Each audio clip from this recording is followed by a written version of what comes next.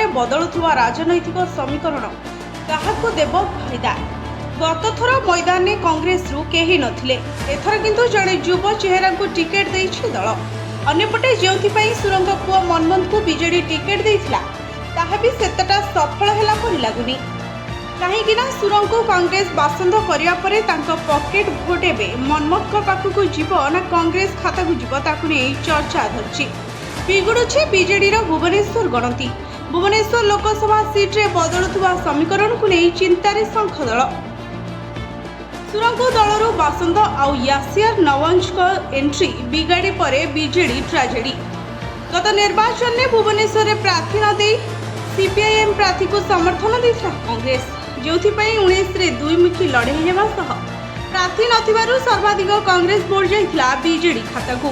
ଏଇ ଯେମିତି ଜଟଣୀରେ ବିଜେଡି ବିଧାୟକ ପ୍ରାର୍ଥୀଙ୍କୁ 61,319 ଖଣ୍ଡ ଭୋଟ ମିଳିଥିବା ବେଳେ ସାଂସଦ ପ୍ରାର୍ଥୀ ପାଇଥିଲେ 72,448 ଖଣ୍ଡ ଭୋଟ। କିନ୍ତୁ ଏଥର ଯୁବ ଚେହେରା ସାଙ୍ଗକୁ ସଂଖ୍ୟାଲଘୁ କାର୍ଡ ଖେଳି ମଇଦାନକୁ ୟାସିରଙ୍କୁ ଛାଡ଼ିଛି କଂଗ୍ରେସ। ୟାସିରଙ୍କ ପାଖେ ଯୁବ ସମର୍ଥନ ରହିଥିବା ବେଳେ ଜଟଣୀ ନିର୍ବାଚନ ମଣ୍ଡଳୀରେ ସଂଖ୍ୟାଲଘୁ ସମ୍ପ୍ରଦାୟ ସମର୍ଥନ ବି ରହିଛି। ଅନ୍ୟପଟେ ସୁର ରାଉତରାୟଙ୍କ ପୁଅ ମନ୍ମଥଙ୍କୁ ଦଳରେ ସାମିଲ କରି ଟିକେଟ ଦେଇଛି ବିଜେଡି।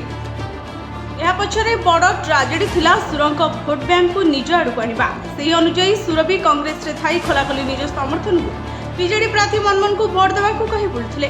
ହେଲେ ହଠାତ୍ ଏଆଇସିସିର କାର୍ଯ୍ୟାନୁଷ୍ଠାନ ସବୁ ବିଗାଡ଼ି ଦେଇଛି। Bureau report, Bhanjanagar news.